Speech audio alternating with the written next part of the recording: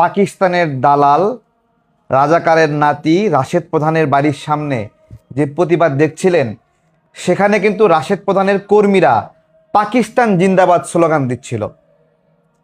অদ্ভুত, দেখেন, এই স্বাধীন বাংলাদেশে পাকিস্তান স্লোগান দেয় এরা। এবং এই রাশেদ প্রধানের বাবা গমির উদ্দিন প্রধান, তার পরিচয় কি?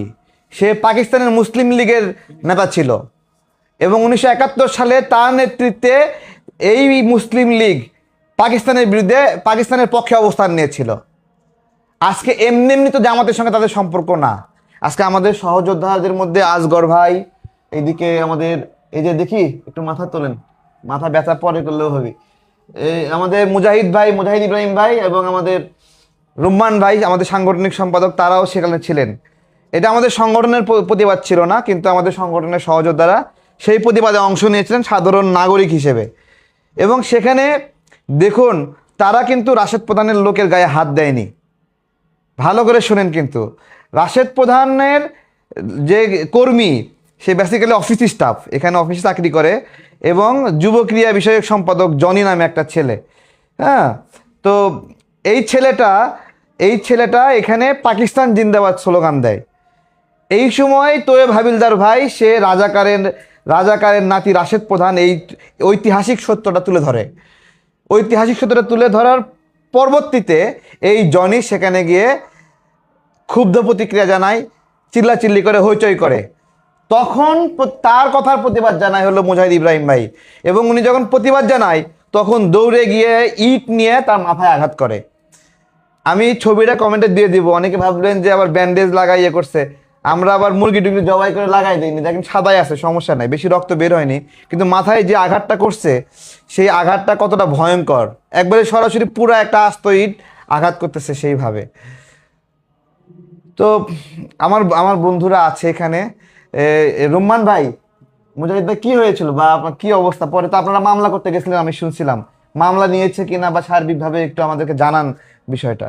আসলে প্রতিবাদ ছিল এটা জাকপার রাশেদ প্রধান, উনি বাংলাদেশের নবনির্বাচিত, জনগণের ভোটে নির্বাচিত মাননীয় প্রধানমন্ত্রী জনাব তারেক রহমান সাহেবকে নিয়ে বিভিন্ন রকমের কুরুচিপূর্ণ এবং কুলাঙ্গার শব্দ আখ্যা দেয়, এবং চারবারের প্রধানমন্ত্রী, যিনি এশিয়া মহাদেশের প্রথম নারী প্রধানমন্ত্রী, তাকে নারী প্রধানমন্ত্রীর পরবর্তীতে পুরুষ প্রধানমন্ত্রী আমরা পেয়েছি, তাকে তিনি কবর থেকে উঠানোর মতো এরকম কুরুচিপূর্ণ একজন রাজনৈতিক ব্যক্তি হিসেবে রাজনৈতিক শিষ্টাচারে যায় না। তো তারই প্রেক্ষিতে আমরা নাগরিক, বিষয়টা হলো তিনি বেগম জিয়া, আমাদের 3 বারের নারী প্রধানমন্ত্রী, তাকে চারবার কবর থেকে তুলে নেশার কথা বলেছে। তার ধৃষ্টতাগুলো দেখেন, এতটুকু বেদব। হ্যাঁ, বেগম জিয়াকে তার শত্রুরাও কিন্তু সম্মান জানাইছে মৃত্যুর পরে। তার চরম শত্রুরা সম্মান জানাইছে। আর এই রাজাকারের নাতি রাশেদ প্রধান এবং ঢাকা বিশ্ববিদ্যালয়ে 7 খুনে অভিযুক্ত, সে বেগম জিয়াকে কবর থেকে তুলে নিয়ে আসতে চায়। এইরকম ধৃষ্টতা এবং বেদবি, এবং তার সন্তানকে কুলাঙ্গার বলে বক্তব্য দেয়। তো তারপরে তারই প্রেক্ষিতে আমরা একটা নাগরিক সভা প্রোগ্রাম করছি প্রতিবাদ স্বরূপ। তো সেখানে আবু তৈব হাবিলদার ভাই বক্তব্য দিছে, পরে আমি দিছি। দেওয়ার পরে এক পর্যায়ে আমরা প্রোগ্রাম, পুলিশ আমাদের বলছে আপনারা চলে যান। আমরা শান্তিপূর্ণভাবে গণতান্ত্রিক প্রক্রিয়া আন্দোলন করছি, আমরা প্রতিবাদ করছি। চলে আসার পথে কিছু 2জন না 3জন মিডিয়ার ভাই আসছে, ইত্তেফাক এবং 71। তো ওই সময় আবু তৈব হাবিলদার ভাই সাক্ষাৎকার দিচ্ছিল। তো ওই সময় ওই জনি ছেলেটা ইসা ওই জায়গায় পাকিস্তান জিন্দাবাদ বলতেছে। পরে যখন হাবিলদার ভাই ভিডিও সাক্ষাৎকার দিচ্ছে, ওই সময় উনি বলতেছে, আপনি রাজাকার বললেন, তুই কারে রাজাকার বললি, আবু তৈব হাবিলদারের বলতেছে। তখন আমি বলতেছি, এই বেটা তুই কারে কি কস, এটা তুই সর, পরে যা কথা বলতেছে, এই জায়গায় তুই এইরকম কথা বললে এটা হয় নাকি? পরে তোর দেখলাম। পরে আমি পিছনে যাওয়ার পরে আবার তো ভিডিও সবাই দেখছেন, পরে ও দৌড়ে ইট নিয়ে আসে, আমি পজিশনে দাঁড়াই রয়েছি, আমি কিছু করিও নাই, দাঁড়াই রয়েছি। পরে ইট নিয়ে মাথায় আঘাত করছে। তো এই বিষয়ে একটা অভিযোগ থানায় দায়ের করা হয়েছে। আমার বন্ধুরা এখানে আছে। আজকে আমাদের আগামীকালকে আবার একটা প্রতিবাদ আছে, 11টার দিকে প্রতিবাদ আছে।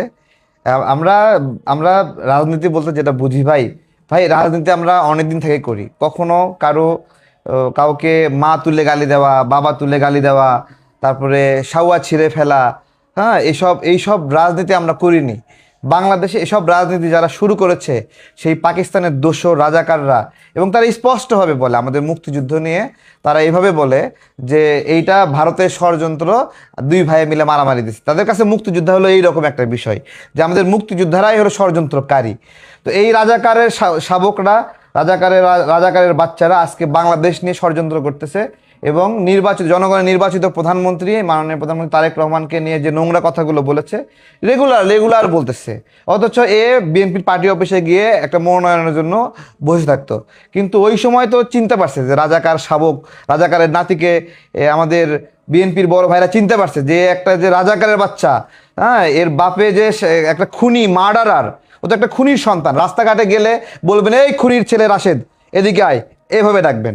আমরা বলি না রাজাকাররে, বলি না রাজাকার গমির উদ্দিন, রাজাকার নিজামি, রাজাকার গোলাম আজম, ওই রকম বলবেন এই খুনির বাচ্চা রাশেদ প্রধান, এভাবে বলবেন আপনারা, কারণ সে তো খুনির ছেলে। ঢাকা বিশ্ববিদ্যালয়ে শান্তিপূর্ণভাবে স্বাধীন বাংলাদেশে ছাত্ররা লেখাপড়া করতেছে, রাতের বেলা রাতের অন্ধকারে হাতে সিগারেট নিয়ে ছেলেপেলেকে বের করে গুলি করে হত্যা করছে রাশেদ প্রধানের বাবা শফিউল আলম প্রধান। হ্যাঁ, এই ধরনের পরিবার। একটা হলো যে তার দাদা হলো রাজাকার, এবং সে এইখানে আসা বিড়ি ফুকবে রাস্তায়, মাঝে মাঝে মানে হলো ড্রাগ নেবে। কারণ একটা স্বাভাবিক সুস্থ মস্তিষ্কের মানুষ তো এইভাবে একটা সরকার প্রধানকে তো করে, সে তো ড্রাগ অ্যাডিক্টেড। হ্যাঁ, ড্রাগ অ্যাডিক্টেড ছাড়া এইভাবে একটা মানুষেরও ভয় লাগে যে না প্রধানমন্ত্রীর এগুলো বলবো তো কীরকম কি হয়। হ্যাঁ, সে বেগম জিয়াকে নিয়ে শেখ হাসিনা পর্যন্ত শোক জানাইছে, এই বাস্টার্ড বলে যে বেগম জিয়াকে কবর থেকে তুলে নিয়ে আসবে। তাহলে এইরকম একটা মানুষের কমন সেন্স আছে, মানুষের ভয় লাগে, সামাজিক সম্মানের ভয় লাগে, বিভিন্ন কারণে মানুষ বিভিন্ন বিষয়ে মেপে যোগে কথা বলে, একটা সুস্থ স্বাভাবিক মানুষ। এই ড্রাগ অ্যাডিক্টেড রাশেদ প্রধান বাংলাদেশের রাজনীতির জন্য সে উপযুক্ত না, পুরা সাইকো। এবং ওই যে ছেলেপেলেগুলো পালে, এই যে জনি নামে যে ছেলেটা এখন থানায় আছে, তাকে দেখি আমরা ছাইরা দেয় কিনা দেখি বেগম জিয়াকে নিয়ে কবর থেকে তুলে নিয়ে আসবে, তাই তো আমরা দেখি ছাড়ে দেয় কিনা। পাকিস্তান জিন্দাবাদ বাংলাদেশে বলবে, হ্যাঁ, এবং জামাতের তদবিরের কারণে তাকে ছাড়া যাওয়ার একটা সম্ভাবনা আছে, এবং মামলা নিচ্ছিল না, আমরা এরকমও দেখছি। অনেক কষ্ট করে একটা মামলা নিচ্ছে, সরাসরি একবারে ভিডিও আছে, ইট দিয়ে মাথায় মারতেছে। আমাদের সহযোদ্ধা এখানে আছে, আমজনতা দলের কেন্দ্রীয় কার্যকরী সদস্য আছেন এখানে আরো ছিলেন আমাদের রুম্মান ভাই সাংগঠনিক সম্পাদক, এদিকে আসগর ভাই আছে চট্টগ্রাম জেলা আহ্বায়ক, এবং আমাদের কেন্দ্রীয় কমিটিতে কাজ করছেন এই মুহূর্তে। এবং আমরা যে প্রতিবাদ করছি তারা বলতেছিল আমরা নাকি মব সৃষ্টি করতে গেছি। তখন আমি বললাম মব কোনটা আর গণতান্ত্রিক প্রক্রিয়ায় প্রতিবাদ কোনটা এটাই তো আপনারা জানেন না।